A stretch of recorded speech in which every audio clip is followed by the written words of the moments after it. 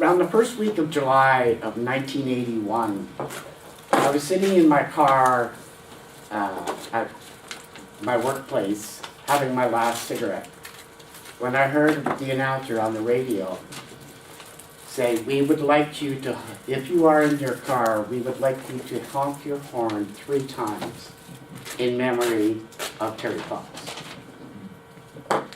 And I did that.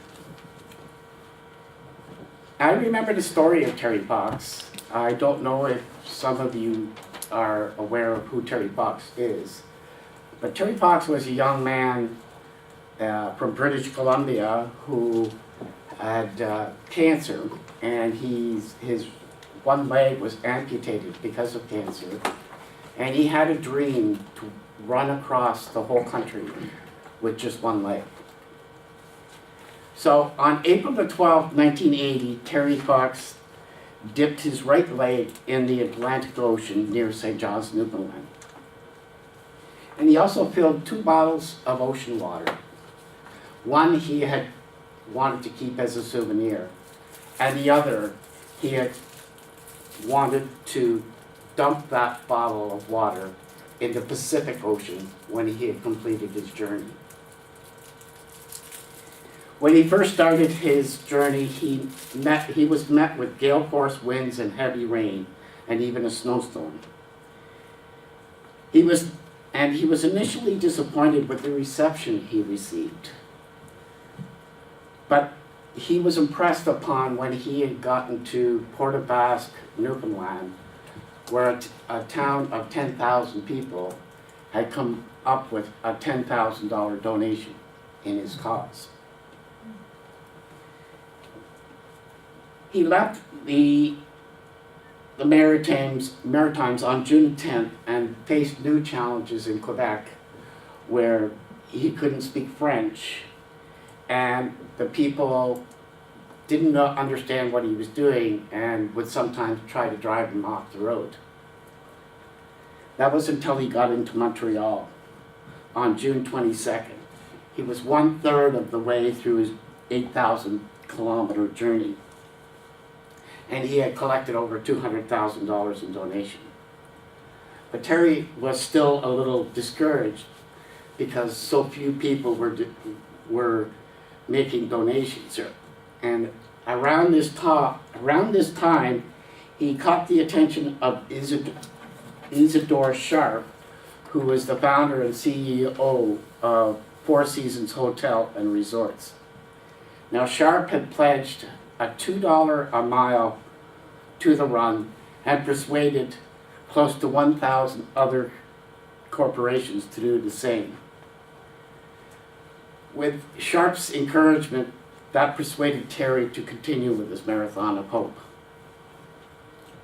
He crossed into Ontario on the last day of June, last Saturday in June, and was met by a brass band and thousands of residents who lined the streets to cheer him on.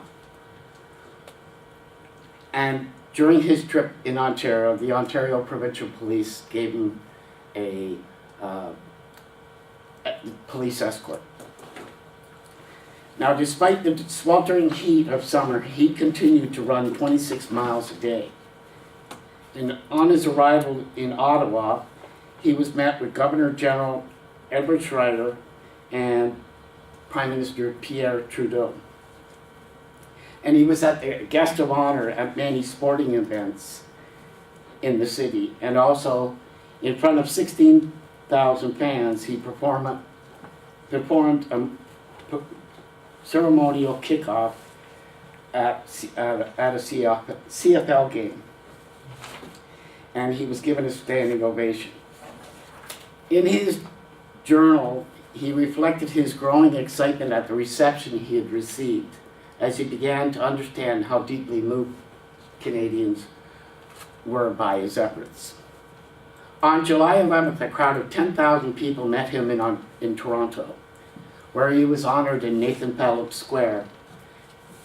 And as he ran into the square, he was joined on the road by many people, including Daryl Sittler, who presented to him with his 1980 All-Star Game jersey. The Cancer Society estimated he had collected $100,000 in donations just that day. As he continued through southern Ontario, he was met by Bobby Orr, who also presented him with a check for $25,000.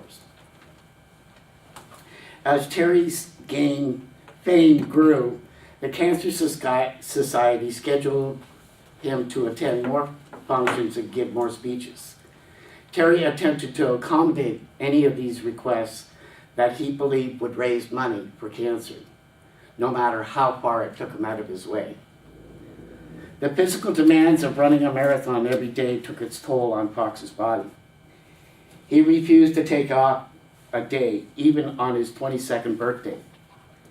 And he frequently suffered skin splints and an inflamed knee. He developed cysts on his stump and experienced dizzy spells. At one point, he suffered a soreness in his ankle, and it wouldn't go away. Although he feared it was worse, it turned out that it was just tendinitis, and it would be relieved with painkillers. He rejected calls for him to seek regular medical attention, and he dismissed the suggestions he was risking his future health.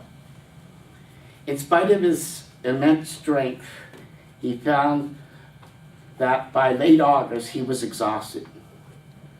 Before he began his day's run on September the 1st, just outside Thunder Bay, he was forced to stop briefly after he suffered an intense coughing fit and experienced pains in his chest. Unsure what to do, he continued to do his run as the crowds kept cheering him on. A few miles later, short of breath and with continued chest pain, he asked his driver to drive him to the hospital. He feared immediately that he had run his last kilometer. The next day, Terry held a news conference on April 12, 1980.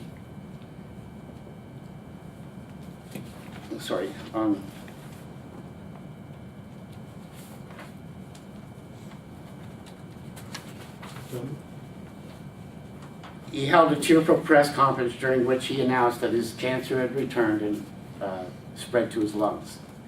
He was forced to end his run after 143 days, 5,373 kilometers. Terry refused offers for people to complete his run in his place, stating that he wanted to do the journey himself. Terry had raised $1.7 million by the time that he was forced to abandon his marathon. In the following months, he received multiple chemotherapy treatments. However, the disease continued to spread and his condition worsened. He fell into a coma and died at 4:35 a.m. on June 28, 1981, with his family by his side. The government of Canada ordered flags at half-mast. Addressing the House of Commons, Pierre Trudeau said, "It occurs very rarely in the life of a nation that the courageous spirit of one person unites all people in the celebration of his life and in the mourning of his death. We do not think of him as one who was defeated by his misfortune, but one who inspired us with the example of the triumph of the human spirit over adversity." Again, I will honk my horn for Terry Fox. Thank you very much.